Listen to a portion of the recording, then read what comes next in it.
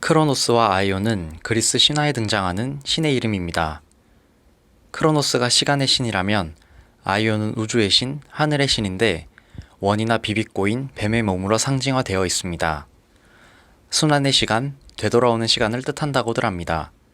영원 회귀의 시간을 상징한다고 하겠습니다. 의미의 논리에서 들레즈는 이 둘을 속성을 달리하는 두 가지 시간 개념으로 재영유합니다. 흔히 아이온이 되돌아오는 시간의 원으로 표상되기에 이와 대비하여 크로노스는 직선의 시간으로 표상되기 쉽습니다. 그러나 들레즈는 이를 뒤집어 크로노스가 원한적 시간이라면 아이온은 직선적 시간이라고 합니다. 니체의 영원 회귀를 계절적 순환이나 매년 되돌아오는 시간의 순환이라고 해석하는 것이 부당하다고 보기 때문입니다. 사실 기독교적 종말 개념이 시간관념에 끼어들기 이전의 시간이란 계절적 순환 같은 것이었습니다. 달이나 해를 주기로 순환하는 시간이 그것입니다. 이것이 크로노스의 시간입니다. 그러니 이는 원으로 표현되는 게 적절하다고 할 수 있습니다. 들레즈에게 아이온은 사건의 시간이고 영원 회귀의 반복과 대응하는 시간입니다. 미리 말하자면 반복할 때마다 다른 과거와 미래로 뻗어나가는 시간의 직선이 아이온에 해당한다고 합니다. 무한히 많은 방향으로 열려있는 과거와 미래를 잇는 사건의 시간이 그것입니다. 크로노스는 크로놀로지라는 말이 표현하듯 연대기적 시간, 신체적 시간입니다. 우리가 익숙한 시간이 이것입니다. 사물의 신체, 심층을 지배하는 시간입니다. 자연적 시간인 크로노스에는 흔히 과거, 현재, 미래라는 세 개의 시제가 있다고들 합니다. 하지만 과거란 지나간 현재이고 미래는 다가올 것이라고 예상되는 현재란 점에서 현재의 연장입니다. 그래서 크로노스의 관점에서는 오직 현재만이 시간 속에 실존한다고 합니다. 아이온은 사건의 시간, 생성의 시간입니다. 앞서 말했듯이 사건이란 사물이 아니라 그것의 계열화로 발생하는 표면 효과입니다. 따라서 아이온은 계열화되는 사물 사이 혹은 상이한 사물의 상태 사이에 있습니다. 두 상태 중간에서 한쪽은 과거, 다른 한쪽은 미래의 두 방향으로 분할되는 것이 아이온입니다. 변화와 생성이 발생하는 한 현재 상태마저도 과거와 미래로 무한히 분할하는 시간이 아이온입니다. 간단한 예를 들어보겠습니다. 빵을 굽다는 밀가루 반죽과 구워진 빵이라는 두 사물 사이에서 진행되는 사건입니다. 한 사물의 두 상태라고 해도 좋겠습니다. 반죽과 빵은 사물의 상태를 지칭하는 명사입니다. 빵을 굽다는 반죽도 빵도 지칭하지 않습니다. 양자 사이에서 발생하는 사건을 표현하는 동사입니다. 굽기 전의 반죽에도 구워진 빵에도 시간이 관통하여 흘러갑니다. 그게 크로노스의 시간입니다. 빵을 굽다라는 사건의 시간은 반죽과 빵 사이에 있습니다. 반죽은 그 사건 이전에 속하고 구워진 빵은 사건 이후에 속합니다. 굽다 구워지다라는 사건은 이미 반죽이 아니고 아직 빵도 아닌 중간 어딘가를 통과하고 있습니다. 굽기를 중단하면 구워지다 만 상태가 새로이 현재 상태로 출현합니다. 다시 굽기를 계속한다면 시간은 그 상태를 벗어나며 흘러갑니다. 그렇게 흘러가기를 중단하지 않아야만, 현재 상태를 벗어나길 멈추지 않아야만 구워지다, 굽다라는 말을 할 수 있습니다. 굽다라고 말할 때 굽다만 빵이란 말은 할 수 없습니다. 굽다만 빵이라고 말할 때는 굽다라고 할 수 없습니다. 현재의 상태를 말하려 하면 사건은 사라지고 사건에 대해 말하려 하면 현재 상태는 사라집니다. 날아가는 화살이 어느 지점에 있는지를 말하는 순간 그 화살은 날지 않고 멈추어 버리게 됩니다. 멈춘 화살에겐 현재만 있습니다. 날아가는 화살에겐 현재가 없습니다. 방금 떠나온 과거와 막 도착하려는 미래가 있을 뿐입니다. 이처럼 아이온은 변화와 생성의 시간입니다.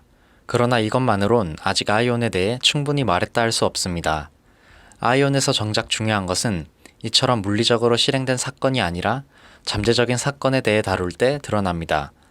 아이온이란 아무 일도 일어나지 않은 시간이고 아무것도 발생하지 않은 사건과 대응하는 시간이기 때문입니다. 일단 들레즈의 사건 개념이 잠재성과 짝을 이룸을 강조해야 합니다. 이는 들레즈의 사건 개념이 다른 이들과 어떻게 다른가를 아는 데 중요합니다. 사건이라는 개념은 대개 현행적으로 발생한 것을 지칭합니다. 뉴스나 신문에 나오는 사건들은 모두 현행적으로 발생한 것입니다. 사람이 죽고 화재가 발생하고 다리가 무너지고 등등 모두 물리적으로 실행된 사건입니다. 시인들에게 오는 시적 사건도 그렇습니다. 시가 시인에게 다가와 손으로 글씨를 쓰게 하는 일이 그것입니다. 철학적 개념에서도 그렇습니다.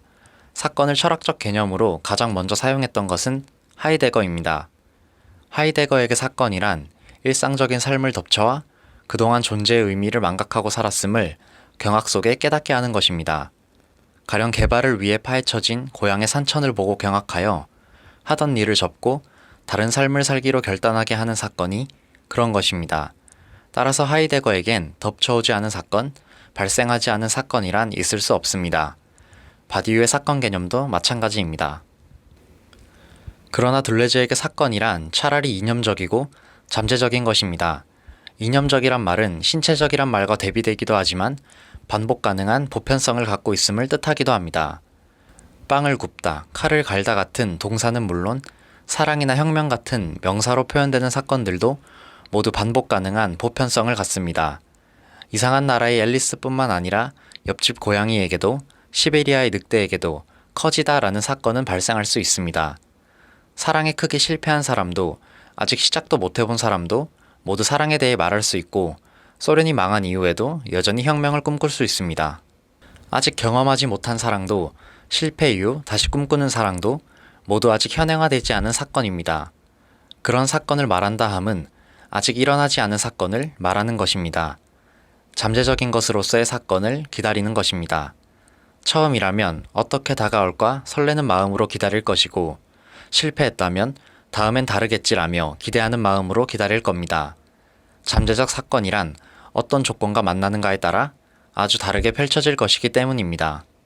따라서 시인에게 찾아오는 시적 사건이나 하이데거가 말하는 존재의 사건은 유일무이한 고유성을 갖겠지만 들레즈가 말하는 사건은 그렇지 않습니다. 사건이란 주어를 바꾸어서도 반복 가능하고 한 사람에게도 반복 가능한 것입니다. 시인이나 하이데거의 사건이 이미 닥쳐온 시간에 속한다면 들레즈의 사건은 기다림의 시간에 속합니다. 아이온에 대한 가장 흔한 오해 중 하나는 시적 사건이나 존재의 사건처럼 어떤 전면적 변화가 발생하는 어떤 특별한 순간이라고 하는 것입니다. 그러나 들레즈에게 사건의 시간은 시적 시간도 놀라게 하는 전변의 시간도 아닙니다. 그것은 사건의 반복 가능성과 관련된 시간이고 심지어 실행되지 않은 사건에 속하는 시간입니다. 그것이 순간이라 하기도 하지만 그 순간은 자리를 갖지 않습니다. 아이온의 선에서 끊임없이 자리를 옮기며 선 전체를 주파합니다. 반복 가능성 속으로 기다림 속으로 누군가를 불러들이는 모든 잠재적 사건의 시간이 순간이란 말입니다. 이러한 순간은 역설적 신급 내지 우발점이라고 들레즈는 말합니다. 이 말의 의미는 잠재와의 선을 따라갈 때 비로소 드러납니다. 들레즈는 잠재적 사건을 물리적으로 현행화된 사건과 대비합니다. 사건을 고찰하는 두 가지 방식이 있다는 패기의 말을 빌어 이를 각자 생성과 역사란 개념과 짝을 짓습니다. 현행화란 사건을 따라가면서 역사 속에서의 그것의 실행을 기록하는 과정이라면 잠재화란 사건을 거슬러 올라가 생성 속에 자리 잡듯 그 속에 자리 잡는 것이라는 겁니다. 가령 소련이나 중국에서 역사적으로 펼쳐진 혁명의 과정을 따라가며 기록하는 것이 사건을 따라가는 것입니다. 반면 그런 혁명을 두고 혁명이란 무엇인지를 다시 물으며 혁명이란 사건의 잠재성으로 다른 순간에 다른 곳에서 펼쳐질 사건들로 밀고 올라가는 게 사건을 거슬러 올라가 생성으로서의 사건 속에 자리 잡는 것입니다. 그런데 잠재화란 현행화된 것을 필름 되감듯 애초에 출발점으로 되돌아가는 게 아닙니다. 현행화된 사물의 상태로부터 잠재적인 것으로 올라갈 때 거기서 발견하는 것은 전혀 다른 현실입니다. 왜냐하면 그것은 우발점으로 다른 규정 가능성들로 열린 생성의 지대로 들어가는 것이기 때문입니다. 생성의 지대란 동시에 젊어지기도 하고 늙어지기도 하며 사건을 이루는 모든 특이성을 겪어보는 것이 가능한 곳입니다.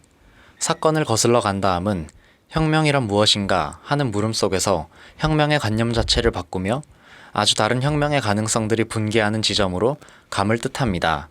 혁명에 대한 기존의 의미 모두를 무의미로 되돌리기에 수많은 가능한 다른 의미들이 출현하는 지점이 그곳입니다. 혁명에 반한다고 믿던 것들마저 혁명 속으로 밀려 들어가는 역설적 계열화가 거기서 필요하게 됩니다. 그렇기에 현행화된 역사 속에서는 아무것도 변하지 않은 듯 보이지만 잠재화된 사건 속에서는 모든 것이 변합니다. 잠재적 규정의 최소치와 우발점이 연결되면서 모든 사건화를 향해 열리기 때문입니다. 규정된 의미는 수많은 다른 의미를 함축하는 무의미로 역설로 되돌아가고 특이점을 둘러싼 우발점은 모든 사건화를 향한 선을 그릴 수 있게 해줍니다. 사건의 순간이란 역설적 심급이고 우발점이라는 말은 바로 이런 뜻입니다. 따라서 사건의 시간은 사건이 발생하는 현행적 시간이 아니라 아무 일도 일어나지 않은 시간입니다. 모든 가능한 사건의 시간이기도 합니다. 상이한 의미, 상이한 방향으로 사건화의 선이 동시에 뻗어나가는 시간.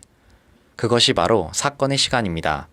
의미의 논리에서 아이온이라고 명명했던 이 시간을 철학이란 무엇인가에서는 사이 시간이라고 명명합니다. 두 순간 사이에 시간이 있는 것이 아니다. 사건이 바로 사이 시간이다.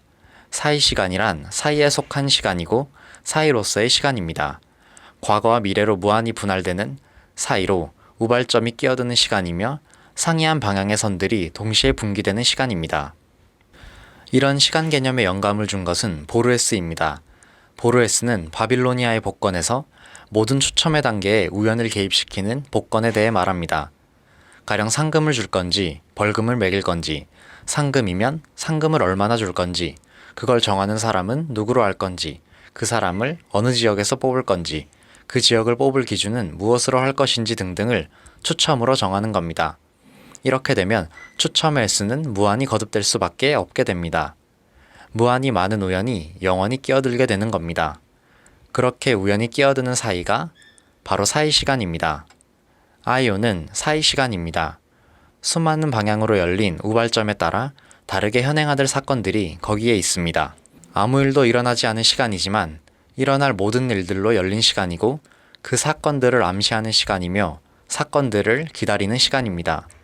암시로 남은 사건, 그 암시에 홀린 기다림이 거기에 있습니다. 사건의 철학, 그것은 거대한 암시로서의 철학입니다. 철학이란 그런 암시를 담은 개념을 창안하는 작업이라는 게 들레즈와 가타리의 생각입니다. 현행화를 거슬러 사이시간 속에서 암시의 유혹을 던지는 사건의 개념을 발명하는 것이 철학입니다. 철학은 언제나 사이시간이다.